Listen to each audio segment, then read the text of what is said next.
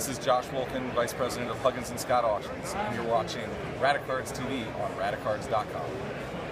How's it going? This is Patrick at Radicards.com. This is Dan G of SportsSecurities.com. How's it going? So Dan,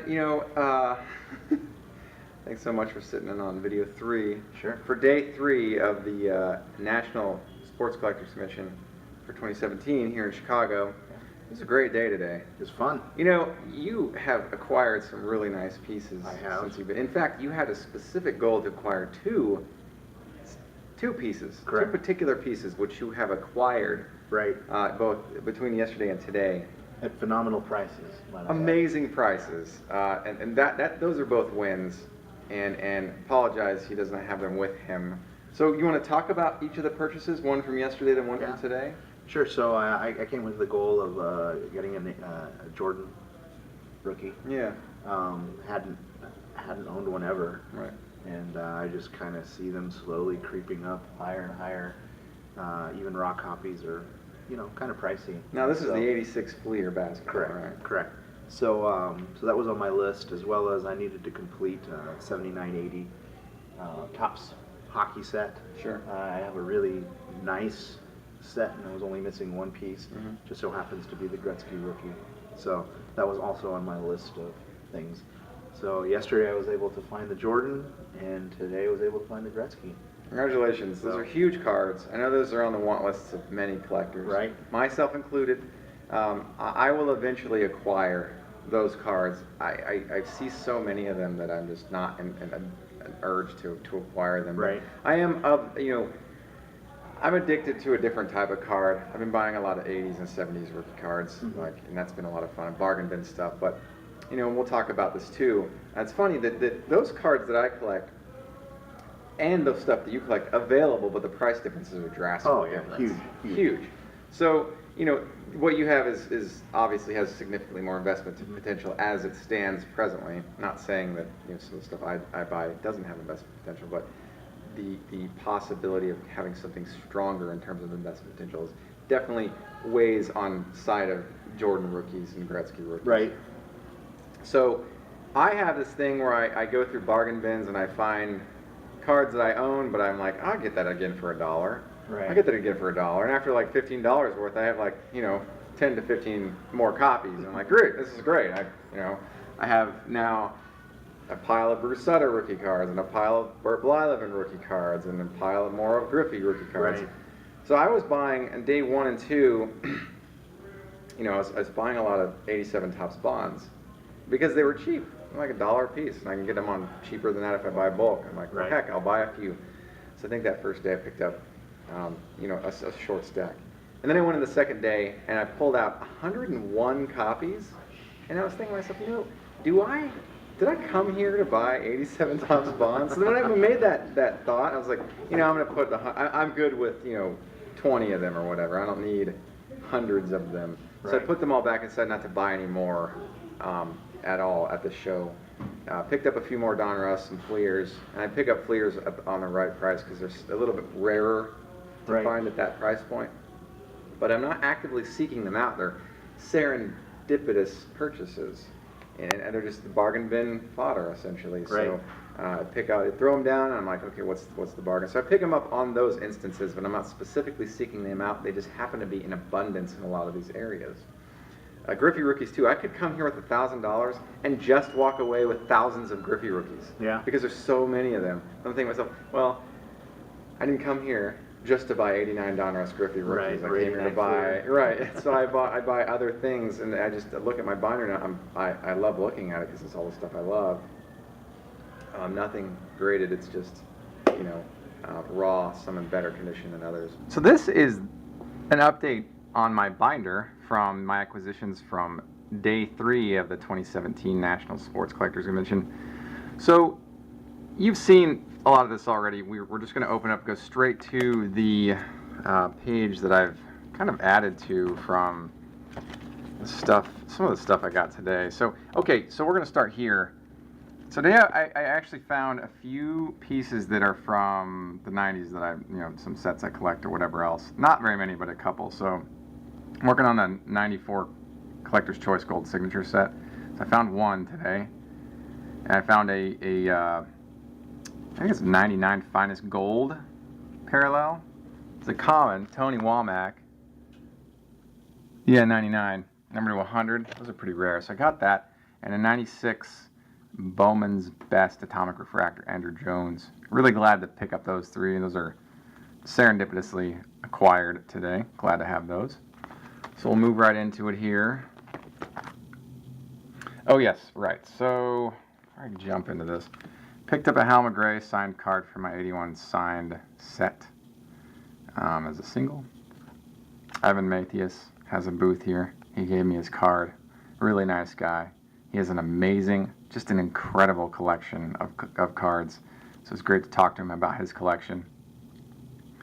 And he gave me this, and he, my buddy Dan and I were like, let's see if we can find a centered copy of this, because this is his business card. So he pulled one out. It's so rad. I love it. And so this starts off the acquisitions for today.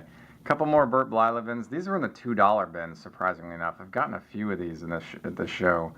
I really like that card. It's funny, this card I didn't really have an appreciation for when I was really young, like in my teenage years, preteen. It wasn't until I became more of an adult that I was like, well, Blyleven's got some amazing numbers, and then he finally, celebrated Hall of Fame induction.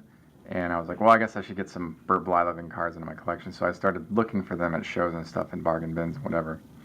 Picked up an 83 Gwynn Topps again. Those are great. Another 85 Topps Puckett. Another 93 Topps Jeter rookie. A couple more Bonds. Another Jeter Upper Deck. Glad to have rookies. I'm very focused. I'm more policing the way I buy this show specifically. So most of the stuff here is rookie or it's other reason why I bought it, like it's a battered vintage cards, but I have a very laser-focused way I buy. So, two more Dale Murphys. Funny thing about this Dale is that on day one of the show on Wednesday night, I found a table that had everything was $2, and Dale Murphy's rookie card was there, and there must have been 4 or 5 of them for $2. And for some reason, I didn't buy them that time, but I should have. So I went back today, and they were all purchased, but I did find 2 more from another booth for $2 each, so I picked up those. Hoyt Wilhelm, just because it's got tape marks along some of the borders or the edges, and that'll make for a good, a good addition to my battered vintage collection. This is cool. It's a 67 Gaylord Perry, and it says, it's in good condition because it says good on the card. See if I can bring it close, and you can see that the pen writing. See that there? It says good. So it's got to be in good condition because it's labeled as such.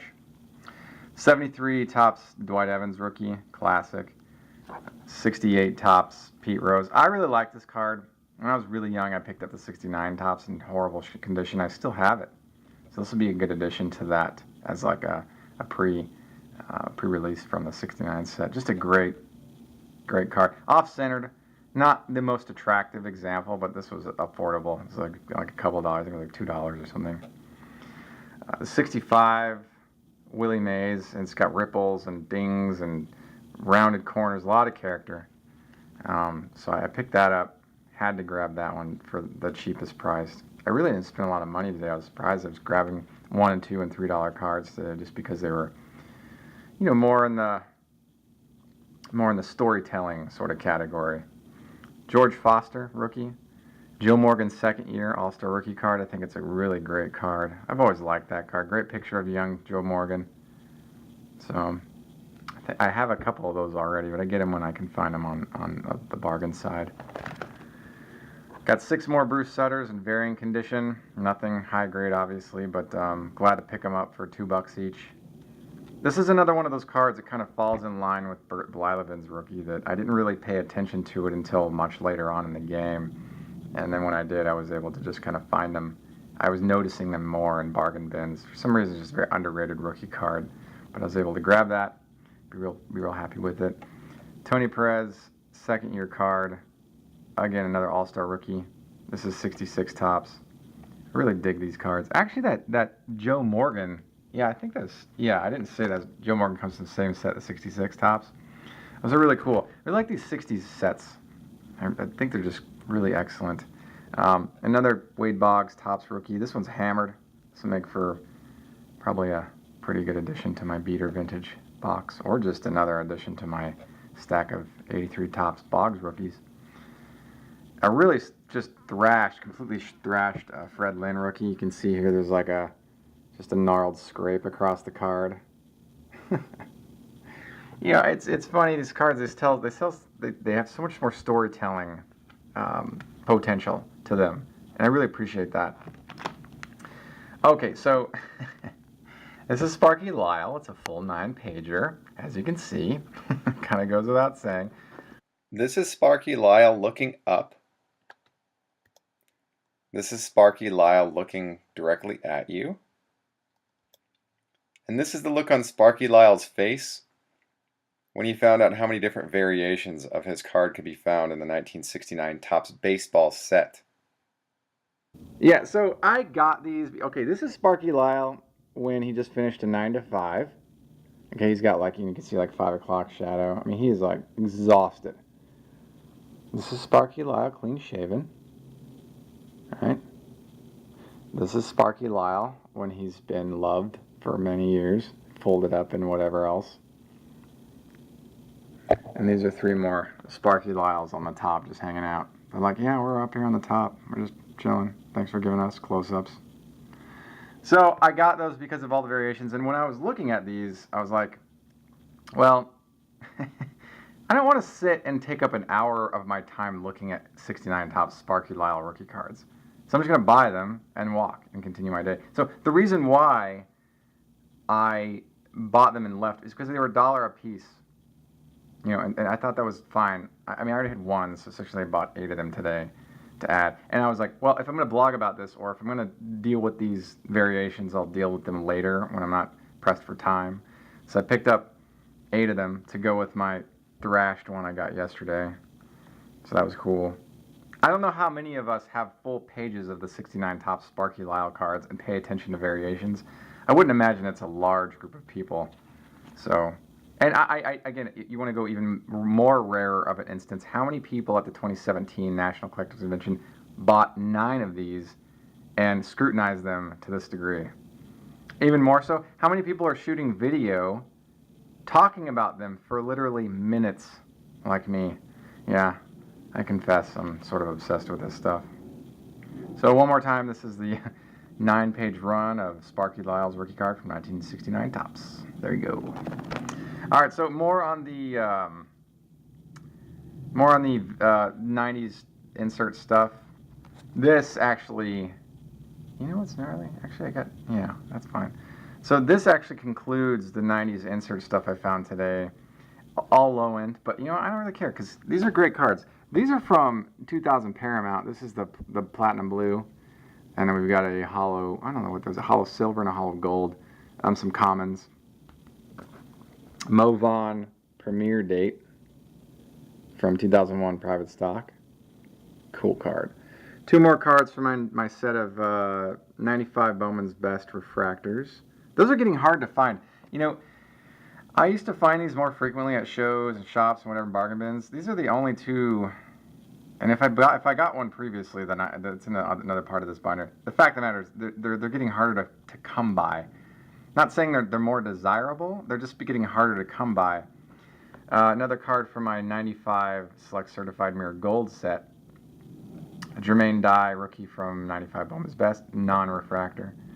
And then Bomb Squad, Barry Bonds from 94 Triple Play. I've always liked the sepia on these cards. The design is just really cool. All about it. So rad. That's good. I found one Thomas today that I needed. They had the 2009 Upper Deck first edition. I actually got that for free. Gentleman was surprised that he actually, yeah, that's right. 09 Upper Deck first edition.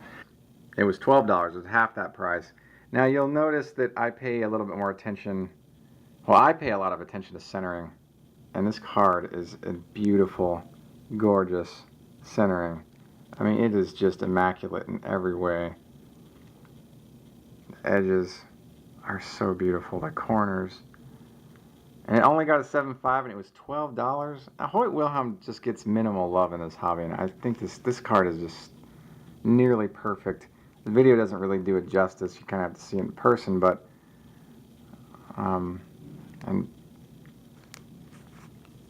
I was just really proud to find. I found this serendipitously. I wasn't looking for it. It was very how do I say, surprising to come across. It was really in just a bargain bin, but I came to the National hoping to add something of vintage quality to the collection, and I didn't. It doesn't mean I have to spend a lot of money. I just wanted something nice. And this card qualifies in every way. Now look at the back. The back is like nearly perfect. Centering is beautiful on the back.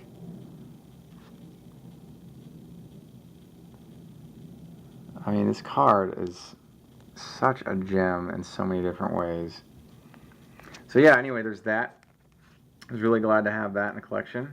I rarely buy vintage, but this is certainly a nice ad. And it came out as 7.5. And that's it.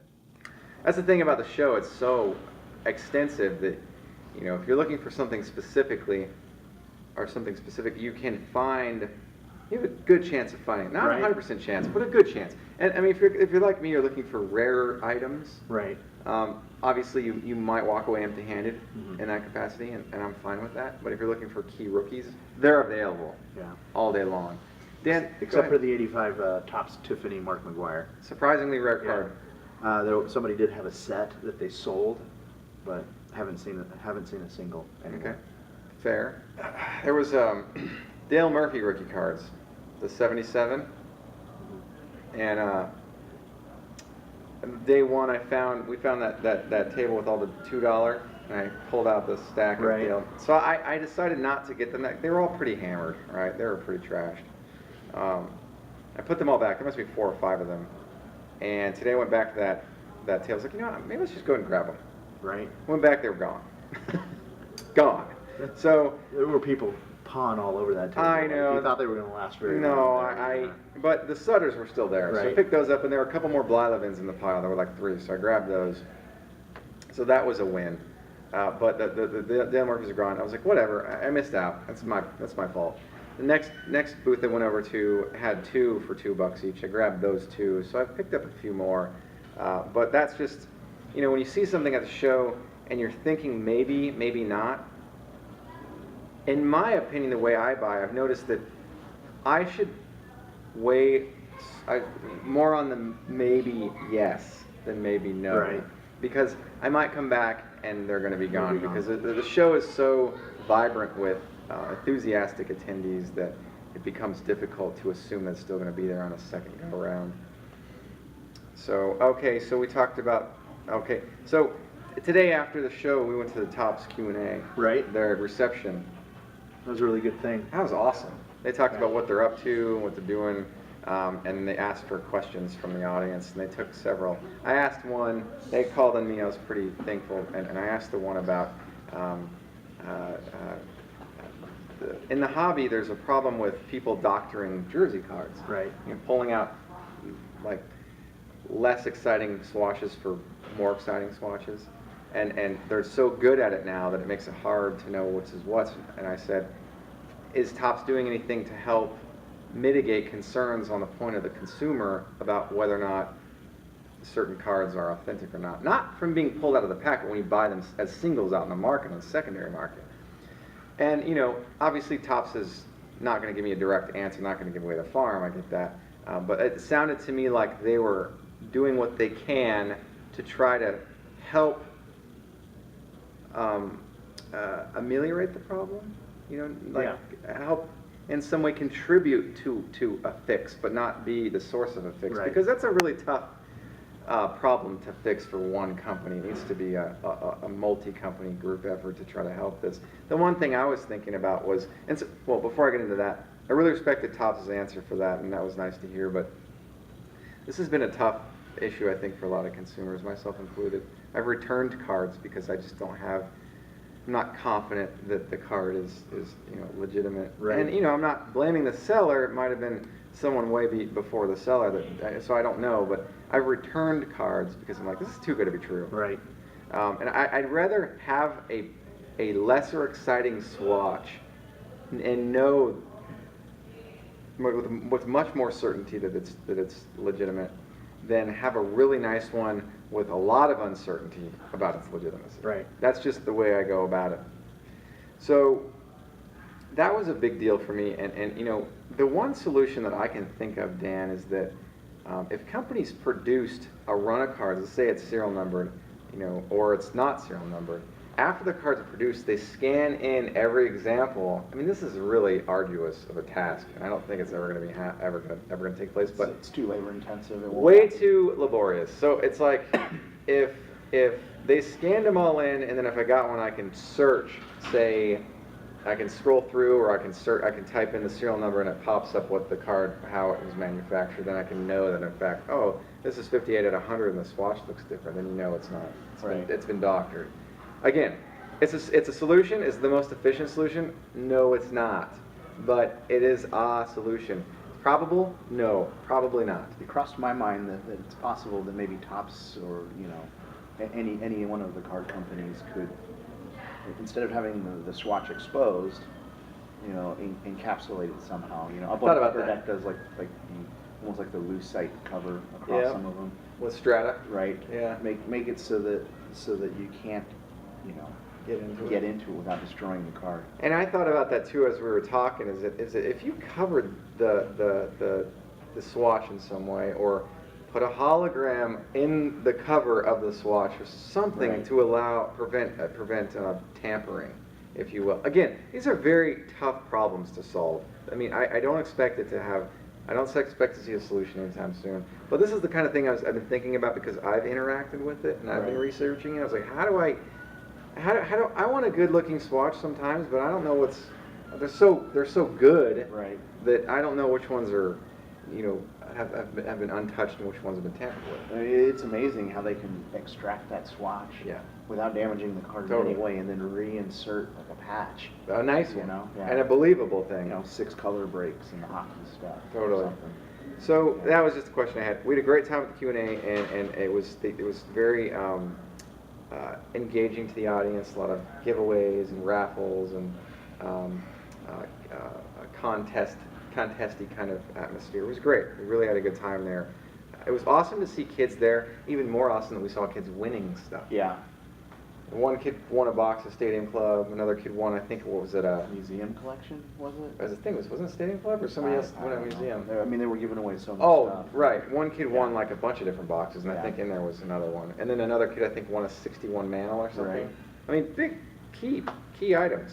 So that was really cool to see kids in the hobby. And we gave a kid the pack that you acquired. Yeah, pack war stuff. Yeah. Gave the cards to the first kid we saw. Totally. Yeah. And then as we were leaving, as everybody's leaving, they were giving away a national exclusive specifically to that event, Ian Happ autograph cards. Correct. So rad.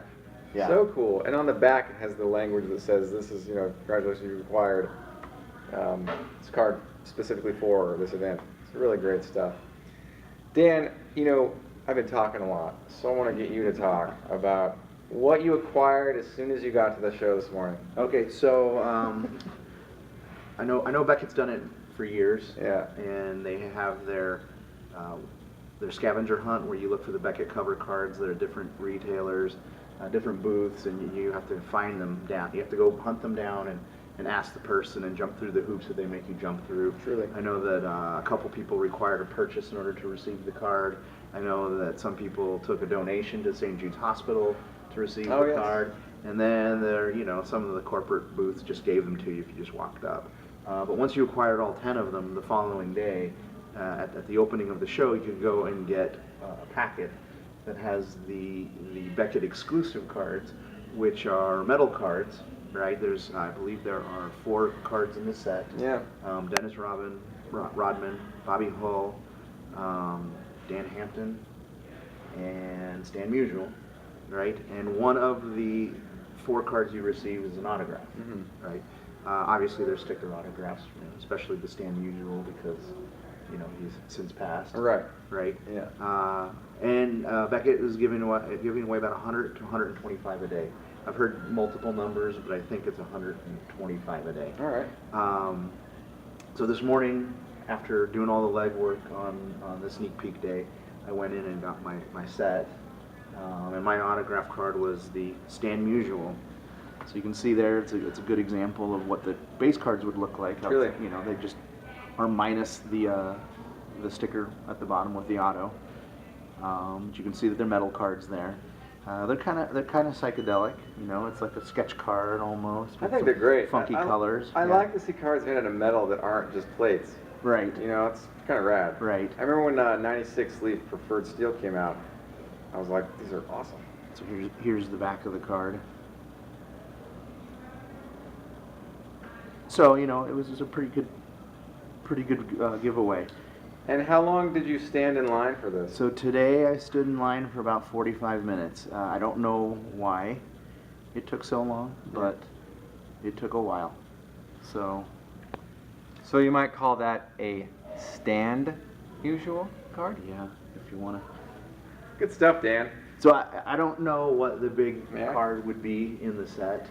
It's hard to say, right? I think the Stan Musial is probably the best one. You know, the Bobby Hull is a really exciting pull, and you know, Dennis Rodman's not bad. Yesterday I saw a lot of people with the Dan Hampton, so I was believing that maybe that was a common card. You know, they just put a lot of those autos out there, but you know, today I saw a variety, so we'll see. These are cool. I really dig these. Yeah. It's like brushed metal there. That's great, man. Congratulations. Thanks. So today, another story, if you don't mind. They're going to happen anyway. I walked to a booth and I was, you know, people have gotten to know me a little bit as Thomas guys, so they told me, say, hey, you're a Thomas guy, right? I'm like, yeah, I collect Thomas. You got something? So one booth had two guys there, and they said, I think I've got a box. Let me grab it. It was actually, I had already gone through it the day before, but going through this time, I pulled out a 2009 Upper Deck first edition Thomas I didn't have. And he was so surprised that he had a card I didn't have, he just gave it to me. Oh, wow. I mean, the card's, you know, it's cheap as like $1 card or whatever, Right. 50 cent, whatever. Takes a picture of it and then posts it on his social media, which is kind of cool. He was like surprised, so stoked. So I thought that was rad. I mean, it's like, it's really cool to see people notice what other people collect. Right. I like, you know, hey, you're looking for Jordan, I've got whatever, or hey, you're looking for Gretzky, I've got, I'll show you this one I got. A couple of guys have recognized me because I've run the site, which is really, really cool. But it's nice to know because I went through and serpentined every aisle the first 2 days and made my rounds and asked for Thomas on literally every instance. So after a while, people are like, hey, I've got a Thomas card, come to my booth and, you know, show it to you, whatever. That becomes easier for me to put myself in situations of potential acquisition, even if it don't make an acquisition. It's like, it's great that exists, those interactions exist. Right. So that was my only Thomas pickup today, the freebie. Nice. Everything else was, I found a little block of 90s inserts, just, you know, commons here and there. Really glad to pick those up though. Those were really nice. And some beater vintage, more beater vintage stuff, really good stuff. And a couple more 80s rookies. I think my day was pretty light today, and I picked up this amazing, you know, okay, before I jump into this, I came here with the hope of acquiring a nice vintage card, right? Mm-hmm. Because it'd be nice to bring something into my vintage collection. It's very small, but I wanted something. And I was going through a bargain bin of graded cards, and I was going through one at a time, and one stood out at me. I was like, I looked at it, it was like the best centering I've ever seen. Edges are amazing, the corner's incredible, the registration is great, the surface is incredible, the back centering is good. And it's the 67 Topps Hoyt Wilhelm in a PSA 7.5. Why it got such a low grade is kind of hard to tell, right? You've seen it. Clean, yeah. And that card was half off of 24, so I paid $12 for it. So this particular interaction, this particular transaction for me, confirms that in fact you don't need to spend a lot of money to get something really nice. You may say like, oh, I want to get something really nice and vintage. That doesn't always have to equate to spending a lot, forking over 3 and 4 figures. I spent $12, and got my one really nice vintage card for the show.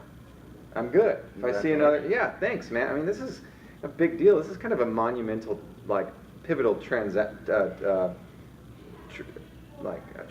in thought when I think about big purchases. Big meaning significant in some way, Right. Not in cost, right? You can, in fact, spend a lot of money and get a really nice card, you know, but you can also spend a very little amount of money and get a really nice card too. And it goes the other way too. You can get a really nice card for a really bad card for a lot of money, and you can get a really bad card for a lot of very little money as well. Right. So I was really excited to find this, and again, it was just in passing, looking for whatever. I thought that was great, so really glad to bring home a $12 graded card of a Hall of Famer into the collection for very little money. If I come across something else like that at the show, which I don't expect to, maybe I'll get another, but who knows? But it doesn't matter. The thing is, with me and vintage, there's so much out there. Only thing I care about is centering. I don't care about the grade. It could have been a 5 for all I care, or 6. I really don't care about grade. I've seen PSA 9s of the 59 Topps Roger Maris, and the registration is horrible. And I've seen a 5 and the registration is perfect. Right. And I'd rather have the 5. So that's just a little story I want to share with you. I think it's important to understand that big purchase doesn't always have to equate to large or equally big financial commitment. Cool. Do you have any stories to share about today? I just did a lot of walking. My calves hurt. Yeah. How far along in serpentining did you get? I was really just trying to go through and see as much as I could today. Yeah.